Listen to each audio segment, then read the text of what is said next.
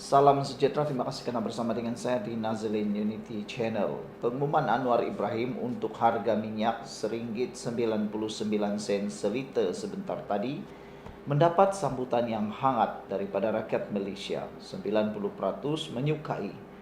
menyukai dan bersyukur dengan apa yang diumumkan oleh Anwar Ibrahim. Namun ada juga 1, 2, 3 kerat penyokong-penyokong pembangkang walaun yang kelihatan seakan-akan lupa diri, yang kelihatan seakan-akan tak sedar diri, seperti kacang lupakan kulit. Dan ada juga yang bertindak seakan-akan mereka lah yang paling pintar di muka bumi ini. Mereka mengejek, menghina apa yang diumumkan oleh kerajaan, tapi mereka juga yang akan guna minyak itu setiap hari. Mereka patutnya bersyukur tentang penurunan harga minyak itu terlebih dahulu. Harus diingat, Anwar Ibrahim kali pertama Perdana Menteri yang sudah lama kita tunggu-tunggu menurunkan harga minyak sehingga nilai RM1. Tidak pernah lagi sehingga hari ini. Jadi, apakah rahasia di sebalik penurunan minyak ini? Rupa-rupanya, dengan penurunan harga minyak RM1.99 kepada RM1.99 ini, kini Malaysia turun. Kini Malaysia antara 10 negara dengan harga petrol termurah di dunia. Kini kita masuk top 10. Jadi apalagi yang walau nak sangat. Kalau betul mereka hebat, kenapa waktu mereka berkuasa 33 bulan, sesen pun mereka tidak turunkan harga minyak itu? Hanya Anwar Ibrahim yang menurunkan harga minyak sehingga RM1.99. Saudara, dengan penetapan harga baharu RON95 yang turun kepada RM1.99 seliter pada September nanti, Malaysia bakal tersenarai antara negara dengan harga petrol paling rendah di dunia. Ini satu inisiatif yang luar biasa daripada kerajaan Malaysia. Sebelum kita teruskan ulasan ini, saya nak perkenalkan kepada anda semua, ini terapi imun Transfer Factor for Life.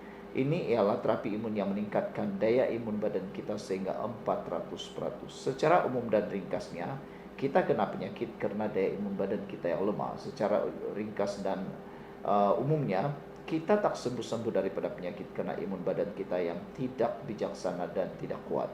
Apabila imun badan kita lemah, bodoh, maka kita tidak sembuh daripada sembarang penyakit. Tapi berita baiknya, apabila imun badan kita menjadi kuat, dididik menjadi bijaksana, dapat mengenal antara penyakit dengan bukan penyakit, dapat mengenal antara lawan dengan kawan dalam tubuh badan kita, imun badan kita akan bertindak seperti seorang doktor di dalam tubuh badan kita, melawan dan menyingkirkan semua penyakit yang ada dalam tubuh badan kita. Dan lebih luar biasa, mengingat, dididik oleh transfer factor ini, maka kita sembuh daripada sebarang jenis penyakit. Dengan itu, dapatkan produk ini melalui nombor telefon yang tertera. Dan ingat, produk ini ialah penemuan paling bersejarah dalam dunia kedokteran. Dan terapi imun ini ialah halal dan juga diakui oleh dokter-dokter di seluruh dunia. Dapatkannya segera. Baiklah, berdasarkan perbandingan harga yang dikongsikan dalam satu infografik, Malaysia kini berada di tangga ke-9 daripada 10 negara dengan harga RON95 termurah. Negara-negara lain yang termasuk dalam senarai dan berada di kedudukan 3 teratas adalah Iran sebanyak 0.13 ringgit seliter, Libya 0.14 ringgit seliter, dan Venezuela 0.16 ringgit seliter. Di tangga keempat ialah Angola dengan 1.51 ringgit seliter, diikuti Mesir dan Algeria masing-masing RM1.56 ringgit seliter, Kuwait 1.57 ringgit seliter, dan Turkmenistan 1.97 ringgit seliter. Malaysia berada di hadapan Kazakhstan yang mencatat RM2.18 ringgit seliter, manakala harga RON95 di Arab Saudi pula adalah sekitar RM2.63 ringgit seliter. Penetapan harga RM1.99 ringgit seliter bagi RON95 merupakan bukti komitmen kerajaan Madani dalam membela kebajikan rakyat. Sebelum ini, kerajaan mengumumkan langkah penyaluran subsidi bersasar sebagai antara usaha mengekang ketirisan dan memastikan bantuan sampai kepada golongan yang benar-benar memerlukan. Hari ini rakyat Malaysia menyambut baik pengumuman beberapa inisiatif bantuan kos sara hidup yang diumumkan Perdana Menteri Datuk Seri Anwar Ibrahim. Langkah berkenaan merangkumi pemberian tunai sekali sebanyak RM100 cuti umum seluruh negara pada 15 September ini serta penurunan harga petrol 95. Perancangan penurunan harga petrol RON95 kepada RM1.99 seliter menerusi mekanisme subsidi bersasar turut disambut baik rakyat. Sekian dulu untuk kali ini. Jangan lupa tinggalkan komen Anda dengan tanda pagar Kami Sayang Malaysia. Bye-bye. Salam sejahtera, terima kasih karena bersama dengan saya di Nazilin Unity Channel. Saudara-saudara sekalian, Mahathir yang sudah terlalu lupa bapa segala kerosakan dan fitnah negara. Ditulis oleh Dr. Shahnur Basri. Hari ini kita digemparkan dengan pengumuman berita ini.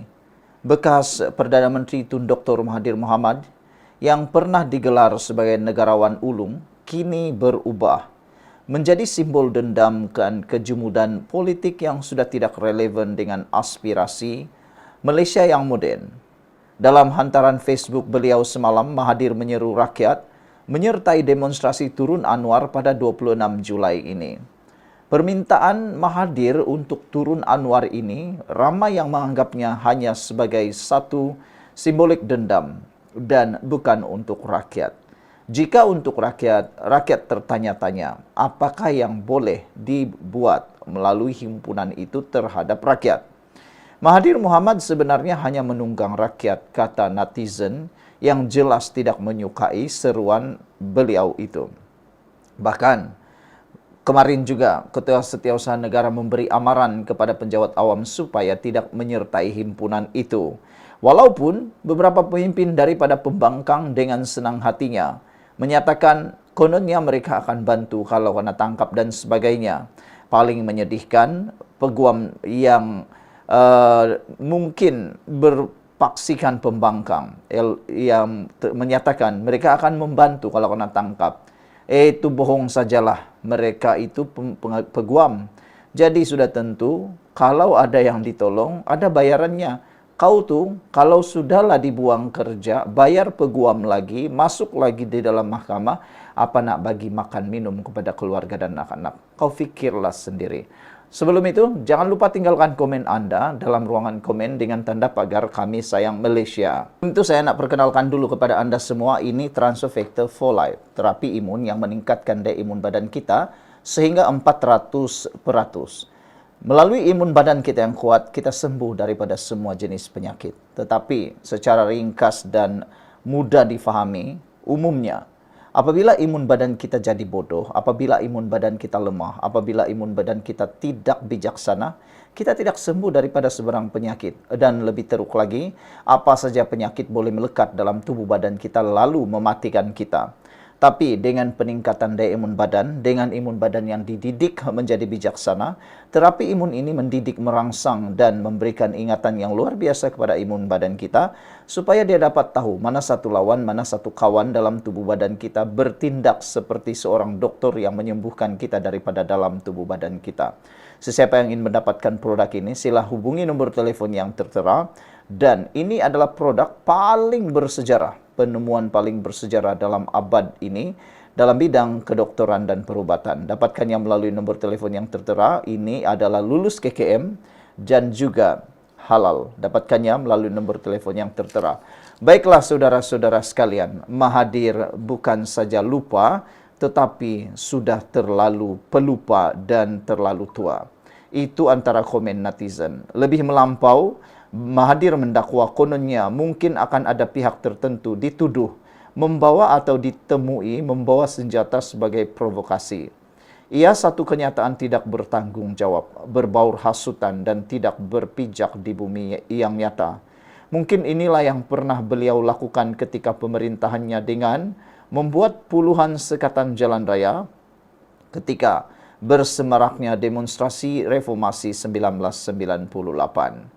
Ironinya, Mahathir kini mengangkat demonstrasi jalanan sebagai alat perjuangan. Sedangkan ketika menjadi Perdana Menteri selama 22 tahun, beliau pernah menyatakan secara sinis bahwa demonstrasi bukan budaya Malaysia.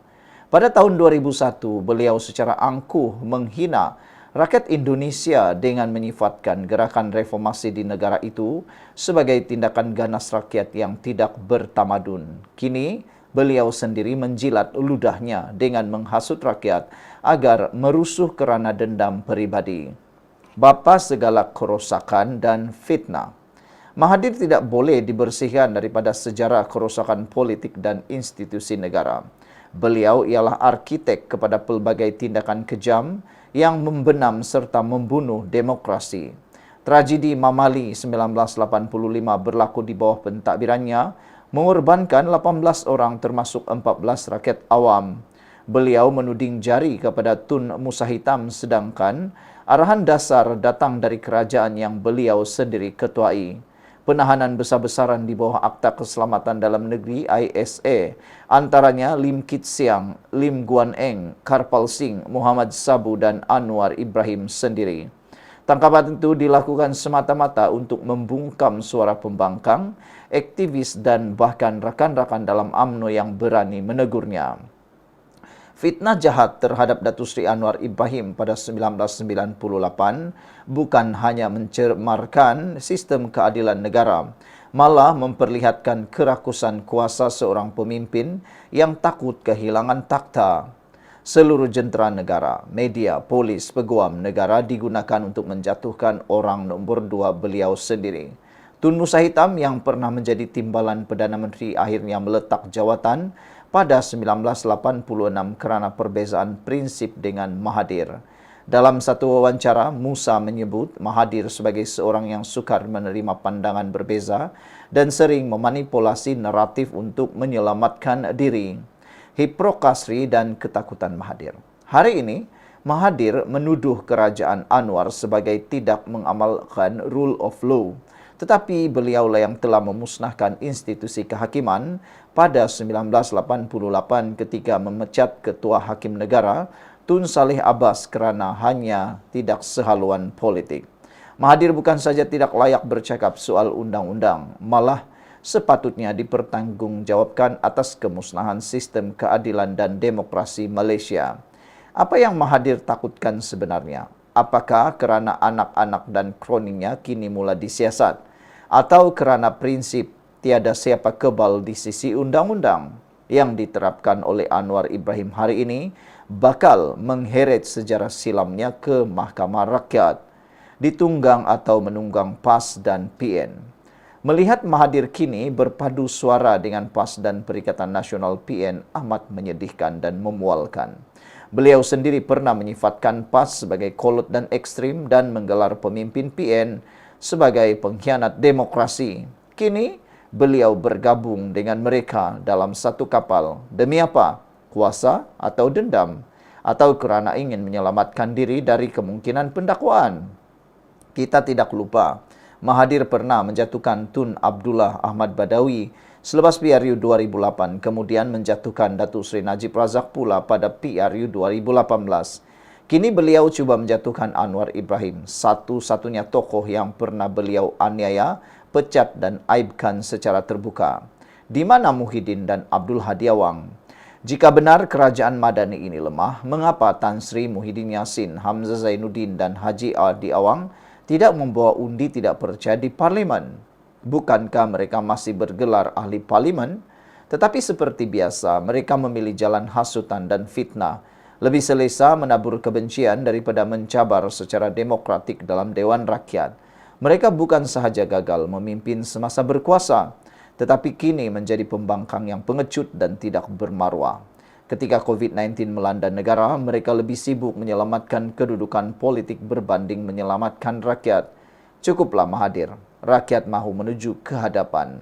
Malaysia sedang membina semula. Membina institusi, ekonomi dan keyakinan dunia melalui pendekatan Malaysia Madani. Rakyat kini mahu kestabilan, pembaharuan dan negara yang bersih daripada politik lama yang penuh manipulasi.